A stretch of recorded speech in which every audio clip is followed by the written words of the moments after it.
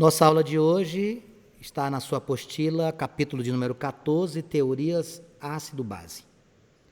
Como assim teorias? Essa palavra aqui está no plural por quê? Porque nós não temos apenas uma. Costumeiramente, a gente, quando aborda o assunto ácidos e bases, a nossa referência para início de estudo sempre vai ser os ensinamentos de um químico chamado Arrhenius. Porém, além de Arrhenius, nós temos outras teorias que explicam com maior amplitude o conteúdo de ácidos e de bases. Obviamente, eu não vou começar a nossa aula já apresentando as teorias dos químicos além de Arrhenius, porque isso seria atropelar o que é necessário você aprender. Eu vou fazer uma recapitulação das teorias existentes, eu vou explicar de forma minuciosa todos os itens que você precisa conhecer. Se você já conhece, você vai rever. Se você tem dificuldade, você vai aprender. Então vamos lá. Primeira coisa que a gente tem que dividir é a química em duas frentes. Nós temos a química orgânica, que é a química que trata dos compostos com a presença do carbono, e nós temos a química inorgânica, que é a que nos interessa hoje. Vanks, o que é que a química orgânica faz? O que é que a química inorgânica faz? A química orgânica trata dos compostos com a presença do carbono. Você tem uma série de funções orgânicas que você vai ter oportunidade de estudar no segundo ano. São funções orgânicas, os hidrocarbonetos, os álcoois, éteres, ésteres, cetona, ácido carboxílico, aldeído, aminas, amidas, cetonas, sais, etc. No caso da química inorgânica, o universo a ser trabalhado ele é mais restrito. O universo da química orgânica vai trazer para nós apenas 4 funções: os ácidos, as bases, os sais e os óxidos. E nesse capítulo número 14, nós vamos limitar dessas 4 funções o estudo de apenas 2, os ácidos e as bases. Ácidos e bases, amigos, eles estão inseridos na nossa vida muito mais tempo do que você imagina. Quando a gente analisa a presença dos ácidos e das bases nas nossas vidas, a gente vai entender que os ácidos e bases são presentes, inclusive, na composição dos nossos organismos. Então, essas funções elas têm um papel muito grande na sociedade moderna e a gente precisa muito de todas essas funções. Eu vou me limitar hoje a trabalhar com ácidos e bases. Coloquei um item bem aqui que eu digo assim, historicamente falando, nós temos referências ao vinagre. Vinagre é o ácido acético. Vinagre é um ácido, é o ácido acético, também conhecido como ácido etanoico. Ácido o quê, Vanks? Etanoico. Ácido etanoico ou comumente conhecido como ácido acético, o vinagre. Historicamente temos conhecimento de referência ao vinagre, olha só em que momento? 8.000 anos antes de Cristo. Como assim, Vanks? À época, a gente tem conhecimento de árabes que já utilizavam a palavra alcalino, logicamente, em sua língua pátria, referindo-se à cinza das plantas, alusão ao que conhecemos hoje como base. Então a palavra alcalino, quando a gente fala em algo alcalino, a gente está se referindo a situações de base, sim. E ela vem de quê? Do árabe, uma terminologia que tem a ver com os árabes, muito antes de Cristo. Outra representação disso, no Antigo Egito, você já usava soda cáustica. Quem é soda cáustica, Vanks? O NaOH, hidróxido de sódio. Isso aqui é uma base. Lá no Antigo Egito, os egípcios já usavam hidróxido de sódio, que é a soda cáustica, para fabricar sabão. Então, a fabricação de sabão que hoje a gente conhece já vem muito antes de Cristo. Então, quando a gente falar em ácidos e bases, não é coisa nova. Historicamente falando, a presença deles na nossa vida já vem de milênios. É interessante também a gente relembrar, para poder entender as teorias ácido-base que iremos apresentar hoje, que existem soluções eletrolíticas e soluções não eletrolíticas. O que é uma solução? Quando a gente fala em solução, a gente tem uma mistura de soluto e solvente. Algumas misturas de soluto e solvente que a gente denomina de solução conduzem corrente elétrica. Por exemplo, eu pego sal mais água e pego açúcar mais água. A água tem papel dissolvente e aquilo que vai ser dissolvido é o soluto. Quando você pega sal mais água, você permite a criação de uma solução eletrolítica. Por que é uma solução eletrolítica? Porque ela possibilita a passagem de corrente elétrica. Quando você mistura açúcar mais água, eles não conduzem corrente elétrica, então eu vou classificá-los como solução não eletrolítica. As soluções eletrolíticas também características de soluções iônicas e as soluções não eletrolíticas muito comuns na classificação das soluções ou compostos moleculares. Por que é que a gente precisa disso? Porque quando a gente for estudar as teorias, especificamente a teoria do Arrhenius, ele vai fazer uma referência, ele vai fazer uma alusão à condução de corrente elétrica ou à não condução de corrente elétrica. Então, o primeiro passo no estudo das teorias ácidos-base, lembrar da química inorgânica, lembrar dos seus componentes, falar que os ácidos e bases são conceitos milenares e lembrar da composição das soluções que conduzem corrente e que não conduzem corrente. O próximo passo vai ser conhecer as teorias propriamente ditas. Vamos começar aqui com o cientista Arrhenius, nascido em 1859 e que faleceu em 1927. Arrhenius trouxe para nós a primeira concepção de ácido e base. Primeira concepção no estudo do Arrhenius não foi aceita com muita facilidade, tá, amigos? Por quê? No momento que o Arrhenius apresenta as suas ideias, existiu na comunidade científica uma determinada rejeição. Por quê? Porque à época você conhecia soluções aquosas que conduziam corrente elétrica, soluções eletrolíticas. E o Arrhenius mostrou que para você ter essa condutividade, era necessário que no interior dessas soluções existissem pequenas partículas carregadas eletricamente. Foi o Arrhenius que trouxe para nós isso. Arrhenius mostrou para a comunidade científica que a condução de corrente elétrica por soluções eletrolíticas se dava pela presença de pequenas partículas carregadas eletricamente. Quer um exemplo? Vou colocar aqui um exemplo para você ter noção. Vou pegar aqui o sal de cozinha, NaCl. O sal de cozinha, na sua concepção original, ele não é um bom condutor de corrente elétrica. Você pega o sal de cozinha e coloca na presença da água. Quando você coloca na presença da água, você vai ter uma quebra dessa molécula e você vai ficar com o sódio carregado positivamente e o cloro carregado negativamente. Você vai gerar um cátion e você vai gerar um ânion. No momento que você tem essas pequenas partículas carregadas eletricamente, você vai permitir a condutividade. É isso que o Arrhenius trouxe como novidade aqui, essa quebra. Então, o NaCl, com um exemplo aqui, lembrando, NaCl não é ácido, NaCl não é base, NaCl é um sal. Vamos, onde é que entra o sal? O sal, ele é o produto da reação de neutralização. Quando você junta um ácido com a base, surge sal mais água. Daqui a pouquinho a gente fala sobre isso. Então, por que houve uma rejeição inicial? Porque à época, a comunidade científica conhecia somente aquelas soluções aquosas que conduziam eletricidade, chamavam de soluções eletrolíticas. Arrhenius trouxe para nós que como isso se dava. Ele mostrou que essa condutividade ela se dava pela divisão de pequenas partículas carregadas eletricamente. Quem são essas partículas?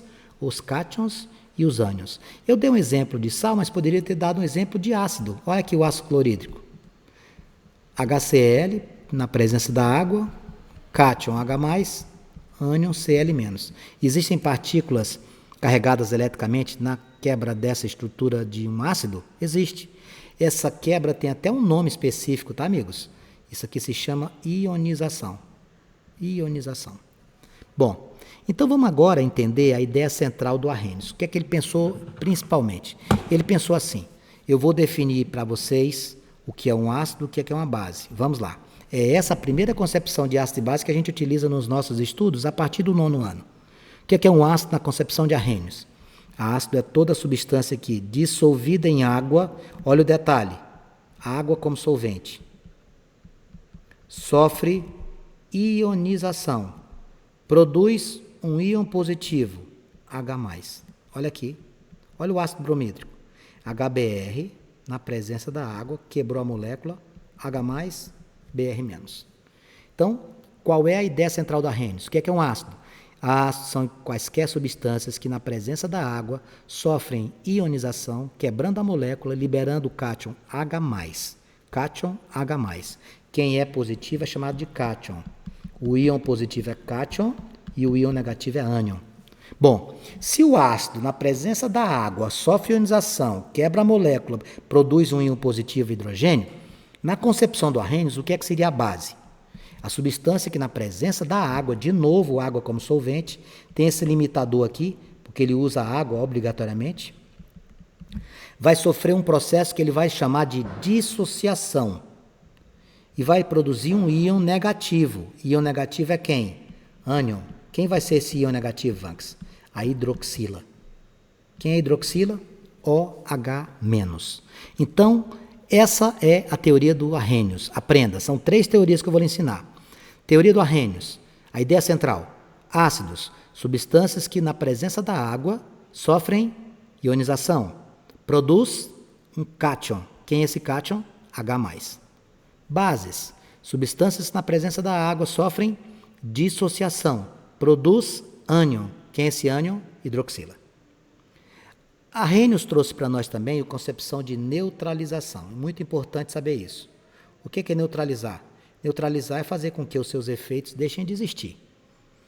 Um ácido neutraliza uma base. Esse exemplo que eu coloquei para você aqui na parte superior da tela, o ácido clorídrico ele é produzido, por exemplo, pelo nosso organismo. O ácido clorídrico, quando produzido em excesso, nos causa queimações no estômago, que a gente conhece como azia, que pode evoluir para uma gastrite, que pode evoluir para uma úlcera. Tudo isso em função de quê? De elevada acidez. Essa acidez ela é dada por quem? Pelo ácido clorídrico. Vanks, eu tenho algumas sensações de queimação no estômago, que a gente conhece como azia. O que é que eu devo fazer? Evitar alimentos com baixo potencial hidrogeniônico, com baixo pH. Você tem que evitar Coca-Cola, você tem que evitar frituras. Você precisa ter esse cuidado, porque senão você baixa muito o pH do seu organismo, lá no seu estômago, e você vai ter produção de ácido clorídrico em excesso, vai poder gerar uma gastrite. Cuide do seu organismo. E o que seria a neutralização?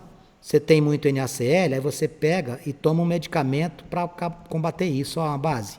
Hidróxido de magnésio. Eu falar em leite de magnésia? Pois é. Aquele remédio, o leite de magnésia, é uma base. O que ele vai fazer? Ele vai neutralizar a ação do ácido. Segundo Arrhenius, o ácido neutraliza a base neutraliza o ácido. O nome dessa reação? Reação de neutralização. O ácido reagindo com a base vai formar um sal e água. A reação envolvendo um ácido e uma base resulta num sal mais água.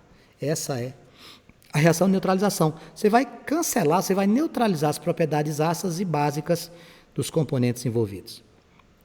Essa foi, portanto, meus queridos amigos, a teoria ácido-base de Arrhenius. Ela foi uma teoria que teve uma restrição. Qual? Aliás, ela tem 2 restrições. Primeiro, que ela exige um solvente. Ela precisa de um solvente. Você tem que colocar. Segundo, que esse solvente tem que ser específico, tem que ser a água. Então, quando alguém falar qual foi a restrição que a teoria de ácido-base do Arrhenius sofreu, que ela exigia um solvente específico. Qual solvente específico? Quase que eu derrubo o microfone aqui. A água. Vamos agora para a segunda teoria.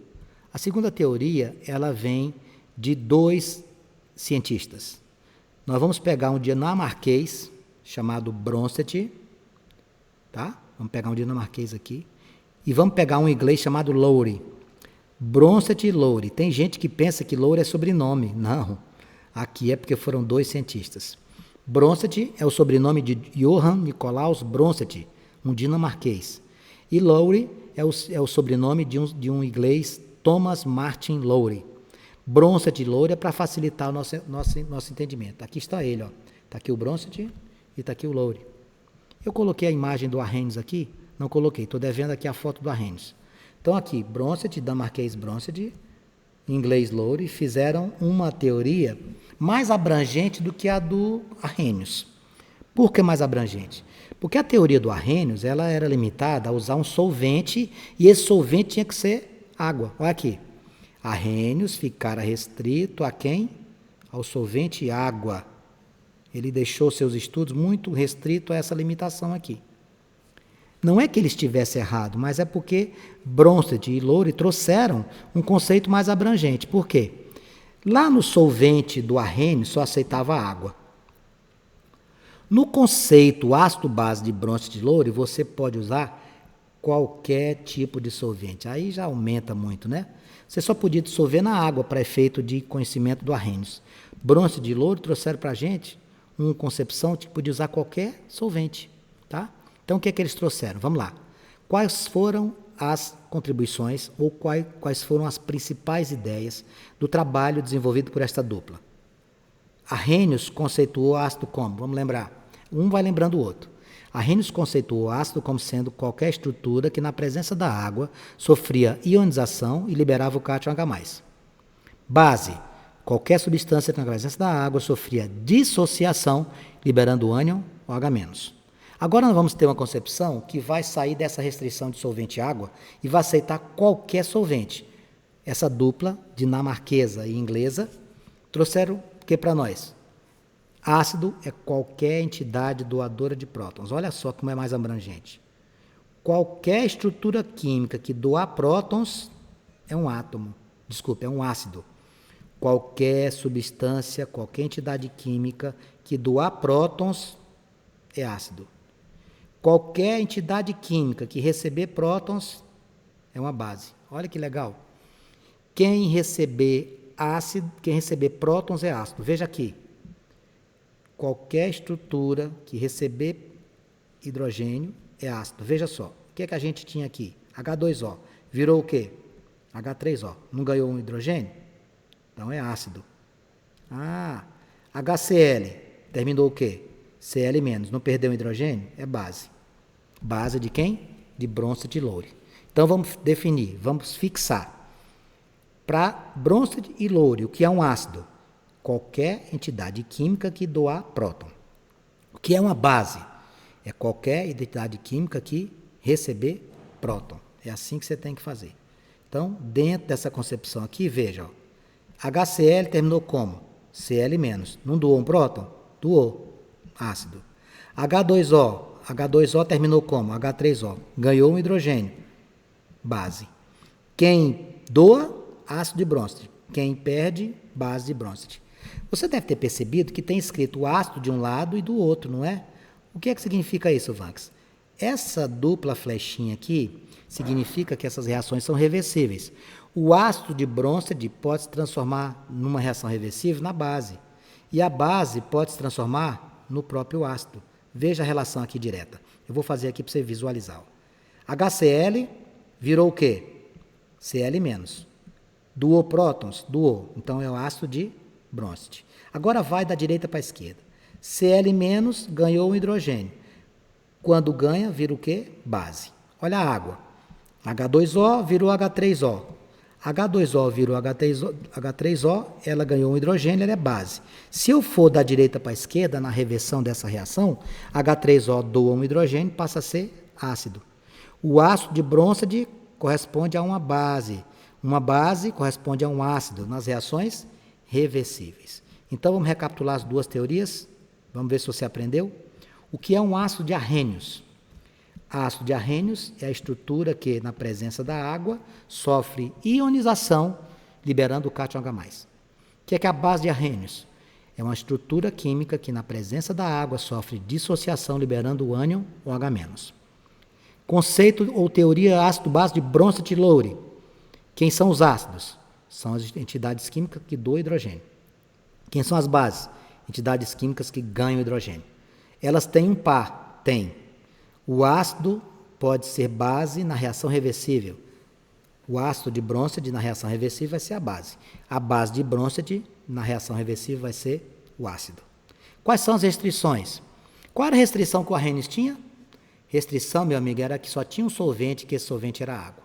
Qual a restrição do Bronsted? Continua precisando de solvente. Mas já diminuiu, né? O Arrhenius tinha uma restriçãozinha pequena, aí o Bronsted de Lowry veio, fez uma coisa mais ampla, vieram, né? Porque são dois. Agora eu vou te apresentar um terceiro que é maior e mais amplo que os três.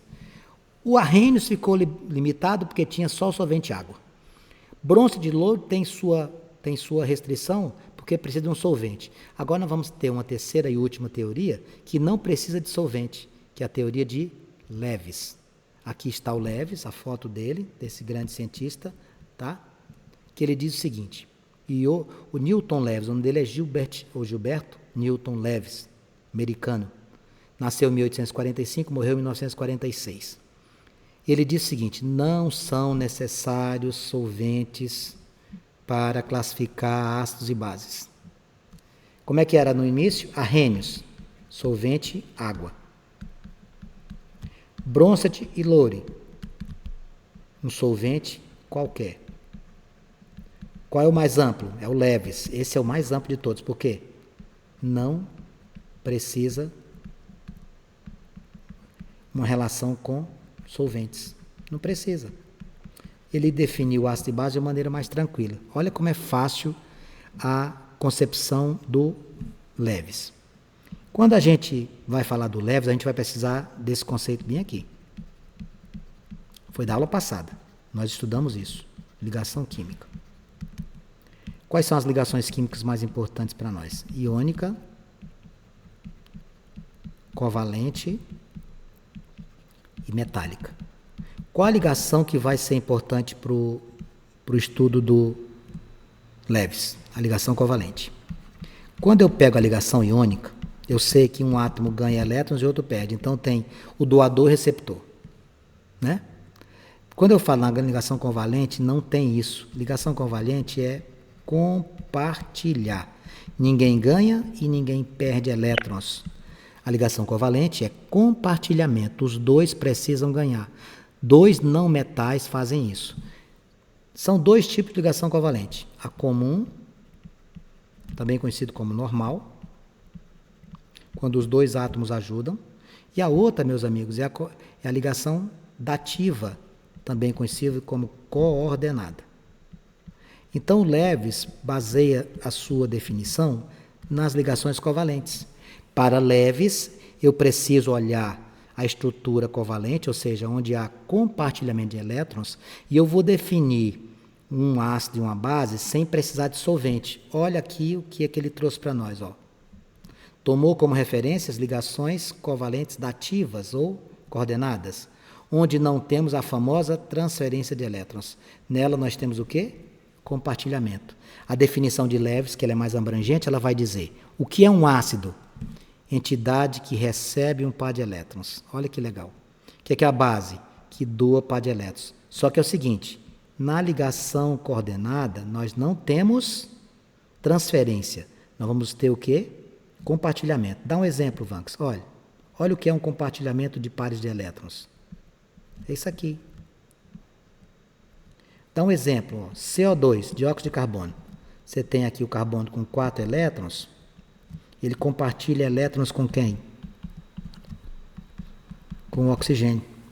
Isso aqui é um covalente comum. Dá um exemplo de covalente dativa ou coordenada.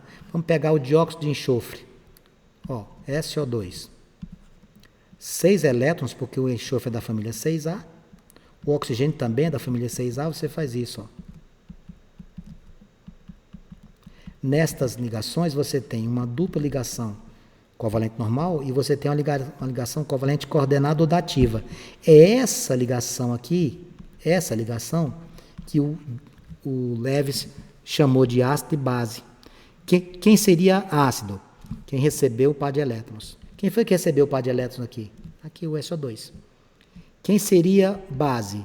Quem doar um par de elétrons. Então, estas são as 3 teorias de ácido-base. Menos abrangente, Arrhenius. Um pouco mais abrangente, Bronsted e Lowry. Mais completa, Lewis. Qual seria o resumo dessa conversa que a gente teve? Olhe para a tela. Essas são as 3 teorias mais importantes. Eu fiz um resuminho aqui para você. Ó. Arrhenius, quem é o solvente? Água. Quem é o hidrogênio? Quem é o ácido? Libera hidrogênio. Quem é a base? Libera hidroxila. Como é o nome disso aqui? Ionização. Como é o nome da liberação da base? Dissociação. Tá? Depois do Arrhenius vem quem? A dupla Bronsted e Lowry. Não precisa mais de ser água. É um solvente qualquer. qualquer tipo de solvente. Para bronze de loure, quem é ácido? Quem doar hidrogênio. Quem é base? Quem receber hidrogênio. Mais amplo? Mais amplo. Está aqui o arrênios, bronze de louro foi mais amplo do que eles. Os dois foram mais amplos.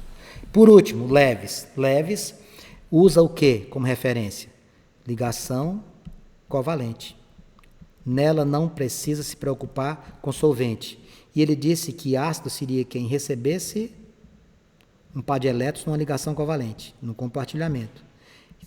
Quem doasse um par de elétrons no compartilhamento seria base. Essas, portanto, meus amigos, seriam as 3 mais importantes teorias ácido-base. Vou fazer um desenho aqui. Quem é a mais abrangente?